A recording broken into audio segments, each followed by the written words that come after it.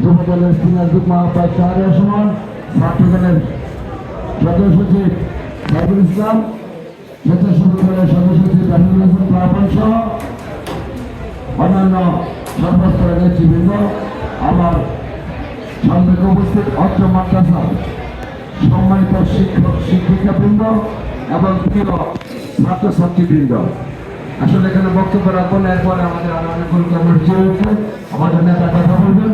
আমি শুধু একটি কথা বলবো, আজকের যারা এখানে ছাত্রছাত্রী, আমার থেকে ছাত্রছাত্রী ভাই বোনেরা রয়েছে, তারা হয়তো জন্মই পেয়েছে ধনবাড়ি উপজেলা, কখনো দেখেনি ধনবাড়ি উপজেলা কিভাবে হয়েছে, কখন হয়েছে।